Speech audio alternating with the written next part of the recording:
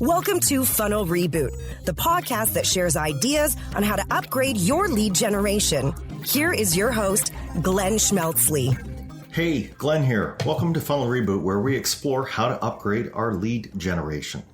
We're nearly at the end of our book series. Today's book is devoted to one single audience segment. It's one that marketers consider to be the most challenging to reach.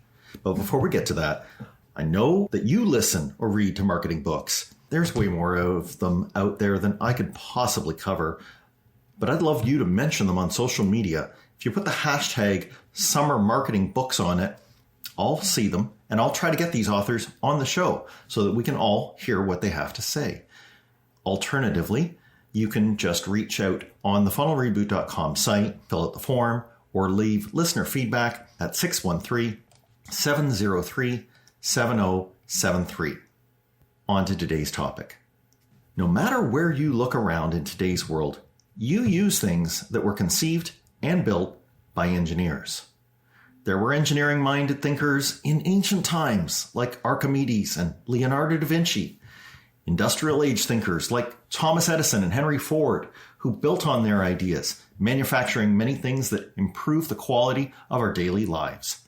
And since then, engineers like Alan Turing and Thomas Watson and David Packard ushered in an electronic revolution that gave us the very technology that makes possible this communication we're having right now. And engineers are great, but they're also a breed apart. They have a stereotype of being way too exacting for most people's liking. They put a new spin on that proverbial glass half full or glass half empty debate. The joke goes, while the pessimist says that the glass is half empty and the optimist says that the glass is half full, the engineer does some measuring and pronounces the glass is exactly twice the size that it needs to be. Okay, all kidding aside, they also have a reputation for being notoriously tough to market to. Today's guest knows how to reach engineers. And in her 2020 book, Content Marketing Engineered, she gives us a formula so we can reach them as well. She's a co-founder of True Marketing, an Austin, Texas-based agency that serves technical industries such as engineering design and hardware manufacturing. Prior to starting the agency in 2008, she produced global marketing and services programs at National Instruments. Another side of her that you should know about is how she loves outdoor recreation. In fact, she is the current holder of a Texas fishing record. Let's go and hear from today's guest, Wendy Covey. I'm really pleased to welcome today the author of the 2020 book, Content Marketing Engineered. Welcome, Wendy Covey. Thank you. I'm very happy to be here. Yeah, thanks again for writing this book. So maybe you can just tell me about what spawned the book in the first place. You do have a agency, and your niche is working with technical buyers. So I'm sure that this has come out of maybe many conversations with them and your decision to speak to people who want to reach this audience. Tell me about that. That's correct. Well, my whole career I've spent in marketing to highly technical audiences, and I've noticed their behavior is very different than your average B2B buyer. And so I'll give you a quick example of that. I worked at a company called National Instruments, now known as NI, and one of the founders was a PhD engineer, brilliant, visionary guy, and he would go so deep into Google to search for information that these poor product managers would show up to work the next day, and there would be literally a ream of paper printed out on one or two search terms with scribbles and marks. And, you think, who does that? So, think of how an engineer needs to dig and search around to find reliable information sources to make, in many cases, very critical decisions.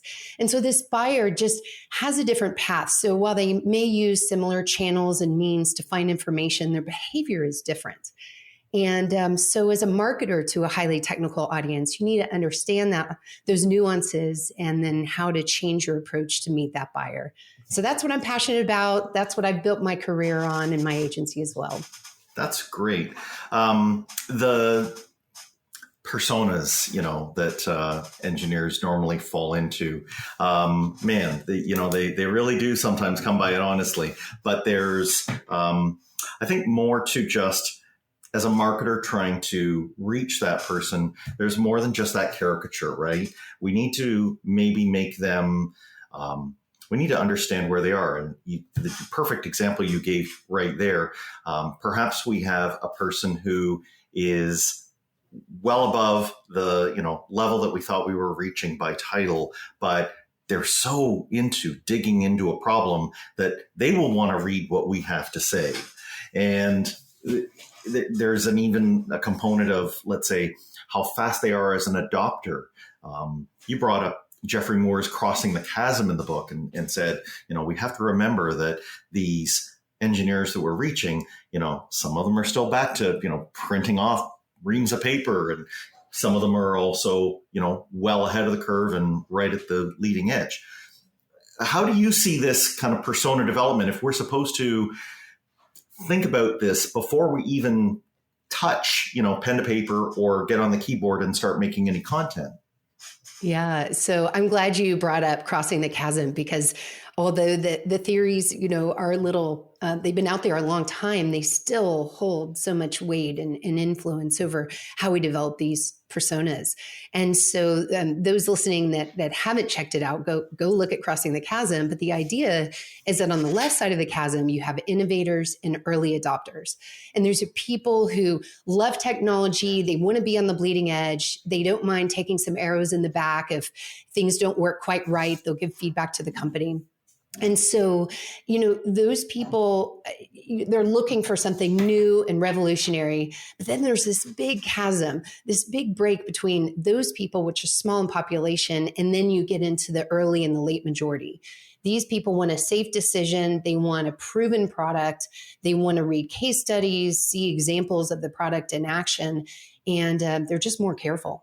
And so now if you layer on industries on top of that, I see, for instance, in manufacturing, a lot of laggards, a lot of people in the late majority and laggard that feel like, I've never been fired for using Rockwell Automation, for example. So big brands, safe decisions, whereas the IT side of the world, things are moving so fast. And, you look at innovations like the virtualization of a data center. Boy, that's really innovative. That's a brand new way of solving a problem. So the challenge is for a company to know where their personas are along this adoption curve, and then have the right content that speaks to them. So you would imagine talking to a tech enthusiast very differently, than you would someone who's looking for proof points and show that it works and show that it's a safe decision. Yeah, perfect. I think there's even another piece of layering that you can do here, and that is how experienced a buyer they are. When we look at engineers, you mentioned technology and how deep the technology stack goes. Do you think it's fair to say that, like, a senior engineer or maybe a manager, this isn't the first time that they've bought software or some offering that you have? So I think we even need to imagine how savvy they are as a buyer, and remember that they have been tasked with doing technical reviews and evaluations for a very long time. And we have to up our game for them, right? Yeah, but it's funny though, so if we look by age, you think of millennials and younger as being very technologically astute. They grew up in the digital environment. And so you'd think maybe that buyer is more open-minded to some, new way of doing things. And that can be the case. But I think you make a good point about the confidence to, break into something new and move away from the way we've always done it. So sometimes it's industry related. Sometimes it's age related. It really comes down to knowing your specific buyer, how they behave, and really studying them. And that's why we recommend, and I talk extensively in the book about, when you develop buyer personas, have a committee, have this salesperson in there that's closest to the buyer, interview those customers. Who do you want more of? What are the types of people that you want to replicate? Go interview them and get in their heads about how they make decisions, how open they are to doing things a different way. And you start to seek out who the risk takers are and whether or not that's a good way to go. Mm-hmm. Yes. There's I think it's been conclusively settled by you and I talking so far. Engineers are a different breed, and we need to, understand how they're looking. This even extends to what kind of information they want to consume, right? So I think, and I would speak right now to the marketer who maybe has worked in a consumer field before, and they take a job in a B2B company and they're working on a technical kind of offering. That engineer is not looking for the same old marketing speak that we're used to. You say in one point, your contacts can spot marketing speak with the trained eye of a gazelle watching for predators at the watering hole, right? It's so true. They're so skeptical. And, if we put ourselves in the mindset of this, let's say an engineer specifier, and let's say they're looking for, I don't know, a chip that goes into a device that ends up inside your body. That's a critical decision. That chip needs to work. Weighty. Yeah. Or the types of materials that go into your brake pads, right. or whatever it is. There's a lot of life altering decisions here that these engineers need to make. So if you adopt that, and then you think about this, I don't know, like college intern writing social media posts for a technical company, right? It's hard, right? It's hard for them to adopt this mindset of what this engineer is trying to achieve, and also have enough knowledge to write to them in a way that's going to be beneficial. And so it does take a different approach. It takes really rolling up your sleeves, understanding those acronyms, understanding the applications, what they do, and pairing yourself with subject matter experts who can help you along the way. Yeah. And that's not to say that there won't be some times where they, that intern or a intermediate marketer will be writing that content. Yeah. You make a distinction. You kind of call it what it is. I guess a lot of people will be bothered, but you call it promotional content to distinguish it from what you call core content. Can you tell us that difference and tell us what you're getting at with core content? Yeah. And this comes from a place of with an eye towards repurposing and making the most out of your content investment.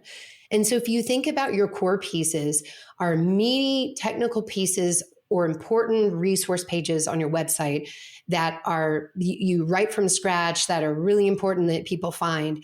And then you have promotional content, really, which is really repurposing and promoting those core pieces. So a simple example, let's take a white paper. We pick a very meaty subject like, 7 considerations for cybersecurity on the manufacturing floor. I don't know, or maybe something more specific than that. And we write a white paper on it, and it's great. And the subject matter expert was so helpful, and we have a writer paired with them. It's a beautiful white paper. What can we do with that now? Well, that should be good for about at least 3 blog posts that are lighter touches on that subject, maybe 5, since we have 5 topics in there. We have social media posts, maybe about 30 that we can extract from there. We can amplify this white paper by utilizing LinkedIn ads or ads in online technical publications and so forth. Maybe there's a webinar that spins out of it. So those are ways in which you use promotional content anchored off of that original piece. And you're almost treating it like a product, right? Like that, the core piece is your product. And then this promotional content is really ways to promote that. Yeah. Content It's the order in which you make it. Once I think I made the shift from, I was probably coming at it from the wrong end of the horse. Instead of thinking, okay, well, what are those individual social media posts? If you stop and say, okay, what does this engineer need? They need information which will help them technically evaluate something. That information is probably going to need a sizable piece of content, a sizable content format to hold it. But I can atomize it after that. Right. And use pieces of it. And especially, with a little bit of maybe, Marcom polish on top, I can make it so that it's going to be something that will, catch somebody in a social feed. But I have to start first with what do they need to know? And what is that core thing that's going to tell them that? Yeah. And I would say you don't have to start with that core piece, but you definitely need to go in with a strategy in mind. Who is this buyer? What are their pain points? How do we address those pain points? And then how do we best communicate that? And so I'll give you an example working the other way, and that's my book. It started with blog posts on different subjects. And then when I decided it was time to write a book, I created an outline, and I took every blog post my company had done in the past, I'm just being honest, in the past 3 years, and mapped it to this outline. And then it said, wow, this is some great meaty information. Where are my gaps?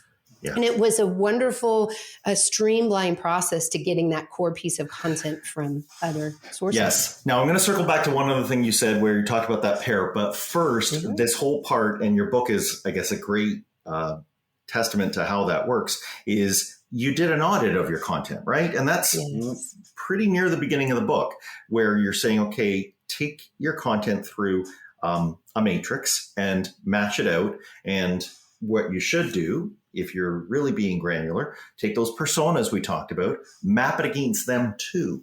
And then you brought up a concept which I'd never thought of with relation to content audits before. You brought up that dear old SWOT analysis. Everybody loves a good SWOT. So just, tell me, you approach it a little differently than people. So maybe tell us how you think of a content audit. With using, strengths, weaknesses, opportunities, and threats. Right. So if you think about the SWOT, the strengths and weaknesses are internal, and the opportunities and threats are external. And, I went through many years doing SWOTs without ever really realizing that. So I thought I'd just bring that up, and it's very fundamental. So when we think about your content in strengths and weaknesses, one of your strengths might be, I have a lot of content.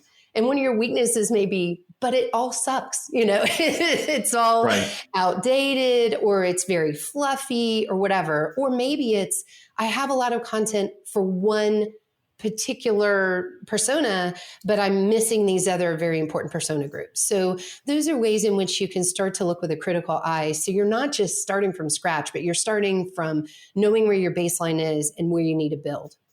And then when you look at the external factors, opportunities and threats, some of these may get into, hey, we have this new technology partner. They have a huge database. How can we write content that they'll be excited about and want to promote? Or how can we co-author things together? And then a threat might be, our competition is eating our lunch. They have taken our value proposition and are messaging completely, against it. How do we address this in our content on our website? That's a big threat to us. Yeah, that's great. It goes well beyond just the matrix that I would think of, where you're putting a check in the box saying, yeah, we've talked about that, right? You're getting a lot deeper on it and helping people understand just where they've got a competitive advantage or not. Yeah. So let's go to that pair part, because you said you need to have an engineer or a subject matter expert talking with a marketer. So you're not in favor of marketers just shoveling all the work of writing onto an engineer? Why would that be? No, absolutely not. What could go wrong, Wendy? No, really. If anyone listening has ever tried that, I think they already know. But to hit a few high points, engineers at times can just get way in the weeds, and they're excited about their product or solution, and they want to give every little detail they can, and they're not coming at it from the customer benefit or the customer pain point. And engineers don't often understand the bigger context of where this will be marketed, where it fits in the buyer's journey. And so those are some good reasons why they need to be paired with somebody in marketing. And probably the last one is engineers aren't necessarily good writers. Their tone, their grammar, and it may not fit the style of the company. And so you need a strong writer, strong storyteller paired with them who knows just smart writing principles. Yes. And we have to remember that we should expand who we could pair that engineer with. They are a vital piece of this because they're speaking to their peers. But, you run an agency that does content production for companies, and whether it's someone in-house or externally, I think we need to kind of widen how we think of this. It's not so much about, correct me if I'm wrong, who's actually got their fingers on the keys. Some may write it, or some may call it, developmental editing that a marketer would be needed for. Some may even call it full-blown ghostwriting. But I think what you're trying to say is there's a there's a collaboration here that happens, and it's each of them looking out for the other and trying to make sure that the final product is like the best of both worlds. Yeah, I love how you stated that, because there are engineers out there that are excellent writers, and there are marketers out there that are great interviewers, that can extract all the right information. So, each relationship, they find their balance and figure out where the strengths are and how to capitalize on those. Yeah. And I think for any marketers who've done this too, I think you find there's a place where you're working to just do enough, but you're not actually trying to drown out the voice. You really want the voice of that technical writer to come through. You just want to make it so that it's more consumable. Maybe it's a matter of just breaking things up and giving a little bit more white space, right? Absolutely. Just again, depends on that subject matter expert. And this is where knowing your company's brand position and messaging, knowing the tone and voice that your company has really plays downstream into these content pieces, because ideally every single piece of content that you produce reinforces your core messaging and utilizes that same tone and voice. Yeah. So let's say that we've gotten to the point of taking the gaps that we had in our content and we've filled them with some new useful things, and we've decided our strategy for maybe how we want to spread those out there in the hopes that we'll eventually get people contacting us. But we hit another wall, don't we, Wendy? We hit the wall of where engineers want to find information. You showed a chart, and it's very humbling. You ran a research survey of engineers and asked them, where do you go to get content? And maybe you can tell us what they put at the top of that list and then what fell right to the bottom of the chart. Yeah, it may surprise a few marketers. So just real quick on the research study, we have 5 years of publishing this research. The 2021 research report is called State of Marketing to Engineers. So people can find it on our website, truemarketing.com/resources. And so 5 years of data, and where engineers go to seek information to make purchase decisions has not changed much in the past 5 years. So this is a longstanding trend. And at the very top of the list are vendor websites. So supplier vendor websites. So that's a great news. All the work that you're doing to, have great content on your website, to have a modern, aesthetically pleasing, good usability, all of that stuff is money well spent. So they're looking there, they're going through search engines to find you. But at the very bottom is social media. And so while they go into search and they may find you through a social post, ultimately they're wanting to spend time on your website, and that's where they recognize their biggest information sources. And then outside of vendor websites, you get into industry publication websites and some other channels downstream from there. That's right. Even in-person conferences, and we're taping this in middle of 2021, there haven't been many, but as they return, marketers may think about where they could put a peer of those engineers up on a podium. The thing about the social media, I suppose it makes sense when you understand that the engineer wants to get straight to the goods. Mm-hmm. And so if they are capable of, like, if there's a felt need, right? If they have now understood what their own problem is, defined it, they will probably just use the internet and get straight to that. And so I guess, the good news there is if you're looking at your analytics and you see a lot of search traffic, you're probably doing something right. If they stick around, that's even better. Yeah. But what does it mean for social media? What are we supposed to do when we think about the fact that a lot of us are putting a lot of time into those social posts? And I think we even get a little too married to the stats that we can put up at, a quarterly meeting that say we did this many posts and we reached this many eyeballs. Yeah. Help me understand, whether we need to kill it entirely or how we need to think about the stuff that we're talking about. Oh, definitely do not kill it entirely, Okay. but you need to think about your investment in those channels relative to other things. So later in the research study, we ask about specific social channels to see what people prefer, and hands down, LinkedIn is the top channel. After another one that's sort of a little vague in its description, I'll admit, it's called community networks. And what that really is are associations that have an online community. And those are the number one most favored social network. And so if you think about if that association has some interactive element online, go there first and then look to LinkedIn second. And then the rest of the vehicles fall. I mean, the cliff is fast. So next is, I believe, Twitter and Facebook, or maybe that's flipped. They're kind of neck and neck, and then it just goes from there.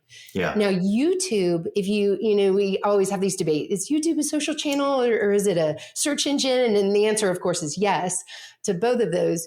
YouTube is highly used by engineers, and something like 96% of engineers watch at least 1 hour video per week for work. And that trend is going up.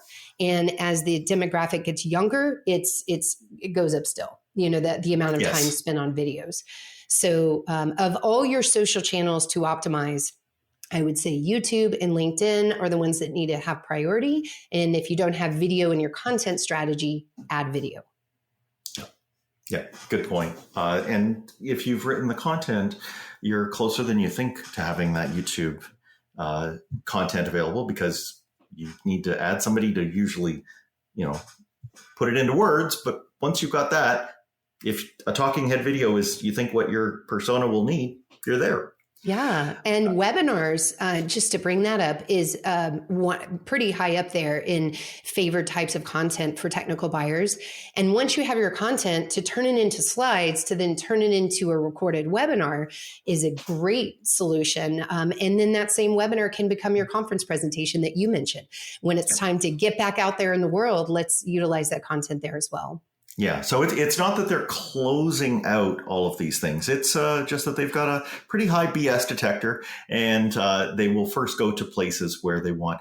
The one about going to other peers, though, and I guess if we'd really done our homework in the persona part, we would have uncovered those interactive places where they hang out with their tribe, as it were. Their professional societies, and I guess, although this isn't just for engineers, but if people want to kind of think of a very household name version of this forum, Reddit, right? Right. And of course, you can see how deeply people get into, discussions on subreddits.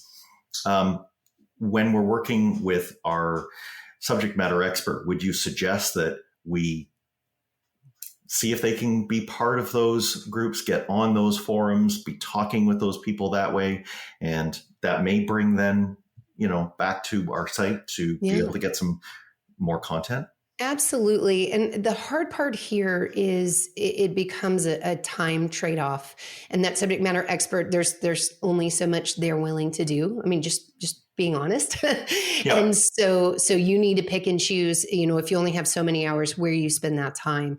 And so the forums where your company is getting something out of it too are going to be easier to adopt. Yeah. So if there's an association that you're also a member of, maybe on the supplier side, and they're a member of as a user, or however it works, that's really where you find, the fireworks, all the goodness coming together, because it feels very authentic.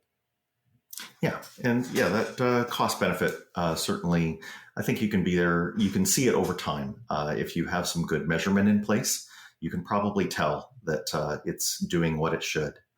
There's another group that you offer to help, and it's in Chapter 9, and it goes, outside of who we're talking about with the engineers and our buyers, but they do also talk to them, and that's sales.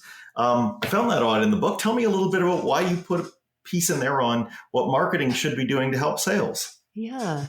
Well, if we study the buyer's journey, we know that over 50% of the buyer's journey is conducted online before a technical buyer wants to reach out to sales. And so they're further in their buying decision than they ever have been. So for sales to come in cold and not understand the company messages and the types of content you have out there is not doing your prospect a service. So first and foremost, just having good communication and awareness is important. But then beyond that, when sales starts their conversation, why aren't they leaning on the best writers in the company to help them with things like email templates and videos and ROI calculators or whatever it is that are these low funnel content tools that would help them, get to the final round of that buying decision and push people, towards purchase. So that's a big way to do that. And in the book, I have a table where I talk about troubleshooting with sales, and it goes into things like, okay, if your conversion rate is stuck here, you could try this. If you're trying to penetrate an account, try this. And so there's a lot of ways in which marketing can engage. But it all starts with having a revenue team. So a mindset of sales and marketing working together as one revenue team and helping that buyer along every stage, and have some joint accountability for that middle funnel place where there's intersection. Yes, that's the positive way of doing it. I suppose there's even a defensive way, and that is if you haven't made sales aware. And boy, we love our fellow peers over in sales, but if they don't know that you have those pieces of content, they will sometimes Frankenstein something together themselves. Most times. And I don't think it's sometimes. Right. So it's not a zero default here. Yeah. You have to do something, if only to make sure that marketing is putting its best foot forward. Right. Right. Yeah. You want to get that through them to that person that you're working so hard to reach. Let's just talk about what happens at the doorstep of sales, though, where we're trying to capture leads. You talked about, they come on the website, and we marketers, we love our bright, shiny things, right? We want to slap chat bots on there. We want to get the SMS text going. We have all these kind of ways that we think, oh, well, won't it be great if we can just, ask for, everything, including their blood type on their very first visit. Right. You bring us back to the survey yet again, mm-hmm. to say that engineers stand out in that way as well. How do engineers stand out in terms of how receptive they are to those tactics? Well, I would say two comments on this. So the first is most engineer executives think that no engineers will fill out a form. They won't do it. They won't do it. And so we found it was really important to ask this specific question. Are you willing to fill out a form? And if so, what types of content are you most likely to fill one out for? And we found that 87% of engineers are willing to fill out a form. And I think that's a really high number compared to, let's say, public perception in the industry. Then, though, as you said, if you ask the blood type, if you ask too many questions, what does the abandon rate look like? And this absolutely mirrors B2B industry. So 2 questions, 3 questions, that's good. And then there's a pretty big cliff to 5, and then a really big cliff after 5. So the fewer questions, the better. And how invasive those questions start to get. I think on your chart, it really dropped off when mobile phone number was requested, right? And why is that? No one wants to get on the phone with sales, right? I mean, no, none of us do. And the technical buyer, especially not. So sure. So just, run it through the golden rule. If you wouldn't like being asked of you, try not to do it for them, but you can be smart. I mean, if you know that you want to keep it under 5 fields, then, the survey in the book outlines which fields are, most useful, or, use common sense and try to find that balance between things that will help your marketing automation run, but will also not put too much friction in front of that person who actually wants to connect and perhaps get some content. And you've probably had this too, where you're talking to a sales organization and they say, but we have to know the timeline to purchase and their budget in order to move them from this stage to this stage. And it's like, oh my gosh, that is such an internally minded way of looking at this. No. You want completion rates. You want leads, and then let them self-select. Let their behavior show that they're qualified and interested and engaged, not, requiring them to fill out these invasive questions. Yeah. This wasn't in the book, but I'd like your thoughts on this.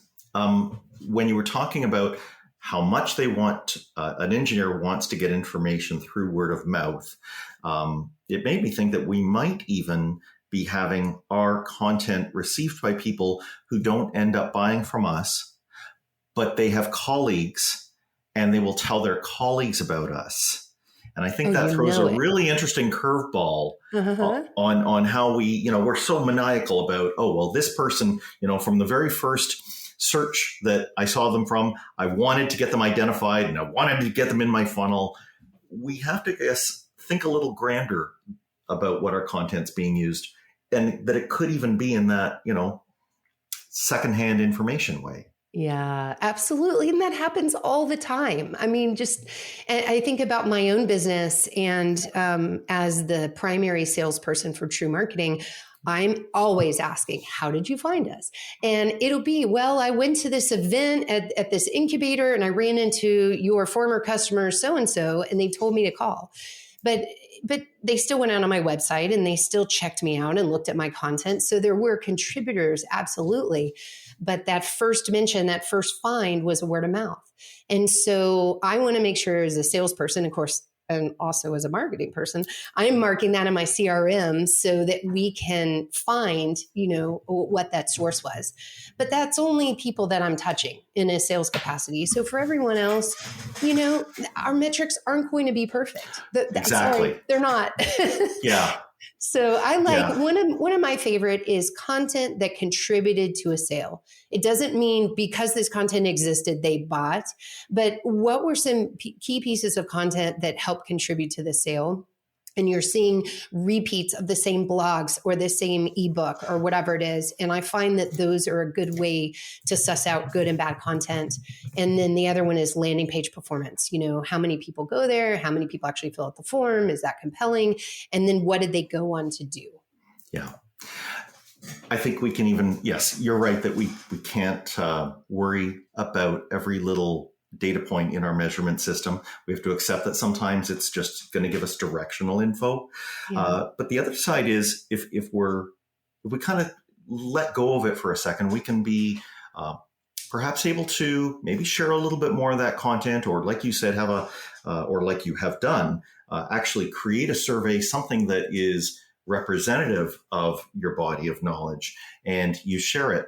And that, even in a technical world, that even brings us to influencers, because they will latch onto that information and share it with their audience. So for anybody out there who thinks an influencer is just somebody on Instagram who's trying to get makeup sold, I'll point you to Leo Laporte, Walt Mossberg, a lot of these people who are well known in the technology field, and don't tell me that they don't have, sway. And when they mention a particular company's offering, that a technical buyer will snap their neck around and pay attention. Yeah. And who in technology, if I think back to the 90s, to date myself a little bit here, who were the influencers of that time? Well, they were the editorial staff of technical publications, right? There was Robert Scoble, guys like that. Yes, smart individuals that really understood the industry. And you have industry analysts that do this too. So the people haven't changed. It's just the means in which they communicate that have evolved. Yep. And the audience is listening, right? So whether it's that influencer or whether it's a end user, we have to remember when we're putting it out there, even if our measurement doesn't show it, they're listening. Yeah. So companies should consider who those influencers are and how to, expose their brand and develop a relationship there. And then, of course, you can turn internal people into thought leaders. And, beyond just being a spokesperson for your brand, but actually build thought leadership internally and have a point of view and interact within the industry beyond, hey, my product's great or my company is great. Yeah.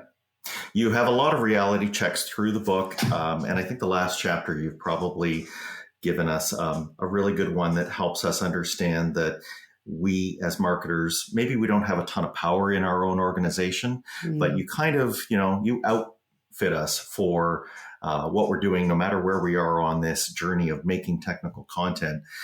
Can you tell us a little bit about the time component? Because you lay out a calendar of sorts and where you should be. And it isn't short, right? We have to get ready and, have enough gear with us to sustain us along this journey, right? That's right. Tell me about how long you think we might be looking at and what different pieces we're at. Well, I developed a close relationship with, he's no longer there. He's the former COO of HubSpot. His name is JD Sherman. And JD and I bonded over two things. He worked in semiconductors, so he really got our fire. And he's an LSU guy, and I'm an Aggie. And we had an ongoing bet over that game, which most years I lost, but I think we had 7 overtimes. I won that year. Goodness. Anyway, JD had this great presentation he gave, which I totally have stolen, I'll admit, with his permission, which is to think about content marketing like building a factory. And when you build an actual physical factory, right, you have to lay the foundation and you have to bring in equipment and, put in air conditioning and you have all this overhead, right? And what's cool is you get to amortize that cost over time. Sure. But you don't see any value until you start creating those widgets on the factory and then selling those widgets out in the world. So it's not an overnight success, right? And so content marketing absolutely falls into this as a factory. So first you have to have your brand positioning and messaging and your personas, like we talked about. And you need to have a decent website that's optimized that you can publish your content onto. And then you need to figure out who's going to write and start creating content on a consistent basis. So it's hard. Quality content on a consistent basis. And it's only when you get to that point and you have this cadence going that you start to get traction with the search engines and you grow. And over time, it's an annuity. It pays itself. I'm to the point where I can go to the Keys and go lobster fishing and my, website continues to produce leads because we've been blogging for 12 years. And we have all of these things that present a virtuous cycle with search.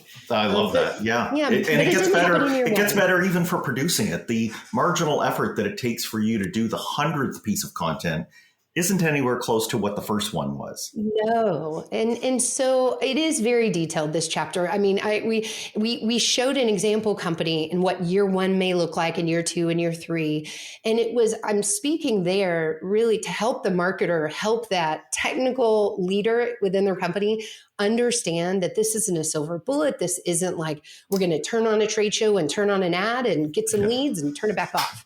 What you're doing is something that'll feed itself over time, but it's not built overnight.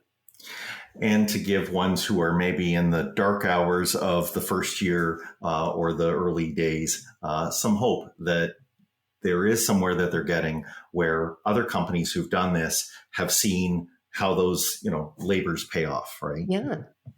And it definitely and I happens. love that. And keep in mind, technical buyers will go really deep in search. I told you that one example at the beginning. And so even if your content at first isn't until, let's say, page 5 of your keyword or your phrase that you're wanting to dominate, page 5 is actually awesome in this audience. So it's another unique thing about, this industry. So this type of life. Yeah. They will still say, "Where have you been all my life?" when they get to page 5 and you're there, right? That's what you want. So there's a lot in the book, obviously, and you don't leave it there. If I'm right, you've also got a podcast where you talk about this sort of thing. Can you talk to me about that? I do. It's called Content Marketing Engineered, and we focus on all these topics related to everything that we touched on in more depth. So I bring on all kinds of people. I bring on clients, one-person marketing departments that are, struggling to wear all these hats. So a lot of focus there. I've brought on writers to talk about the writing process. So you name it, I've had it on and continue to do so. So we publish every other week. And would love to have you subscribe. That's awesome. If people want to get the book or get in touch with you, Wendy, how can they do that? Yeah, the book is available on Amazon and the audiobook is coming soon, I think in about 6 weeks. So check out the book there. And then if you want to get in touch with me, LinkedIn is a good place. So my name is Wendy Covey. And then my company's True Marketing. That's TREW marketing.com. That's great. Thank you so much, Wendy. That's all for today, listeners. I hope you heard what you liked today. I hope you liked what you heard today. And I hope that you also have someone that you find out that you think would benefit from this and that you share this with them. And we'd love to get your feedback. If you've got another author that you want as part of our summer book series, I'd be glad to talk with them. Go ahead and connect me or let me know about the book that you like. Thanks for listening. Follow the show on Twitter @Funnel Reboot. If you like what you have heard today, please consider leaving a review wherever you get your podcasts.